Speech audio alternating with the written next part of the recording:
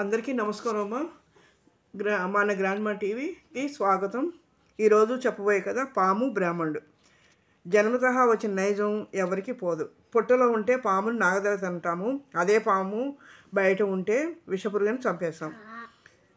అలా కాక పామును దేవతగా అనిపిస్తే అది ఎప్పుడూ అప్పుడు కాటువేక మానదు. అది దాని యొక్క నైజం. ఒక విషపురుగైన పాముని కాపాడాలనుకుని ఒక వెర్రి బ్రాహ్మణుడు ఎలాంటి ఆపత్తి తెచ్చుకున్నాడో ఈ కథ ద్వారా తెలుసుకుందాము. ఒక అడవి ప్రాంతంలో పెద్ద పుట్టు ఉంది. అందులో గోధుమ తాచుపాము నిలుస్తుంది. ఉదయం పూట రోజు నది దగ్గరికి వెళ్ళి ప్రతిరోజు నది ఒడ్డున ఉన్న కప్పల్ని భక్షించి ఒడ్డునే నిద్రపోయి సాయంత్రానికి పుట్టకి రావడం దాని అలవాటు. ఒకరోజు దానికి ఒక్క కప్ప కూడా కనిపించదు. మధ్యాహ్నం దాకా చూసి ఇక లాభం లేదనుకుంటూ పుట్టకి బయలుదేరుతుంది. ఆ బయట ఎండ మండిపోతుంది. దాని నీరసంతో నెమ్మదిగా వెడుతోంది. ఒక రెల్లిగొడ్డి పొద దాటుతుండగా ఎండవేడికి పొద అంటుకుని మంటలు వచ్చాయి. మధ్యలో పాము చిక్కుకుపోయి దిక్కు తోచుకుండిపోయింది. అదే సమయంలో ఆ వైపు వెళుతున్న ఒక బ్రాహ్మణుడు కనిపించాడు. అయ్యా, నన్ను రక్షించండి అంటూ పాము పెద్దగా అరిచింది. ఆ శబ్దం ఎటువైపు నుంచి వచ్చిందో అర్థం కాని బ్రాహ్మణుడు నలుదిక్కులో చూశాడు. అప్పుడు ఆ పాము నేను ఇక్కడున్నానంటూ అరిచింది. అప్పుడు పామును చూశాడు ఆ బ్రాహ్మణుడు. అమ్మా, నన్ను త్వరగా రక్షించండి. అయ్యా, నన్ను త్వరగా రక్షించండి. సాటి జీవి ప్రాణదానం చేయడాన్ని మించింది దానం ఈ లోకంలో లేదు. నన్ను రక్షించి పుణ్యం కట్టుకోండి అంటుంది.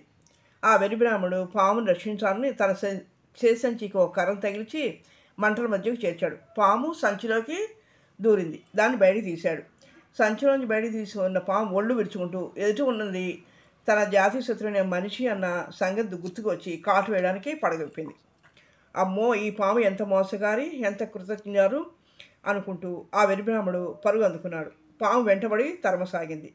కొంత దూరం పోయాక ఆ బ్రాహ్మణుడికి ఒక గాడిద ఎదురుపడింది. విషయం ఏంటని బ్రాహ్మణుని అడిగింది. బ్రాహ్మణుడు జరిగిన విషయం మొత్తం చెప్పాడు. అదే సమయానికి పాము కూడా అక్కడికి చేరుకుంది.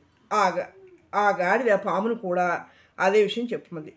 పాము బ్రాహ్మణుడు రక్షించిన ఆయనని చెప్పి అతను తన జాతికి శత్రువు కనుక చంపడం తప్పేం కాదని చెప్తుంది పాము. అప్పుడు గాడిద, నువ్వు చెప్పింది నిజమో కాదో ముందు నాకు తెలిస్తే కదా నేను తీర్పు చెప్పగలేదు అంటుంది అని ఎలా జరిగిందో చెప్పమంది. దానికి పాము సరేనని మంటల దగ్గరికి వెళ్ళింది. అప్పుడు బ్రాహ్మణుడు కర్రను కట్టిన సంచితో పామును మంటల మధ్యలోకి వదులుతాడు. పాము మంటల వేడికి తట్టుకోలేక, ఓ బ్రాహ్మణుడు, నన్ను త్వరగా బయటకు తీయి అని అరుస్తూ ఉంటుంది. ఆ బ్రాహ్మణుడు సంచిని మళ్ళీ మంటల దగ్గరికి వేయబోయాడు. అప్పుడు గాడిద అంటుంది, వెర్రి బ్రాహ్మణ, ఆ పామును బండి బయటికి తీయకు. దాని నుండి నిన్ను కాపాడడానికి నా దగ్గర మరే ఉపాయం ఉంది. దాన్ని అలాగే చావనివ్వంటూ వారించింది. బ్రాహ్మణుడికి గాడిద మంటతో జ్ఞానోదయం అయ్యి సంచిని కూడా మంటలోకి విసిరేసి గాడిదకు కృతజ్ఞత చెప్పి తన ఇంటి దారి పట్టాడు.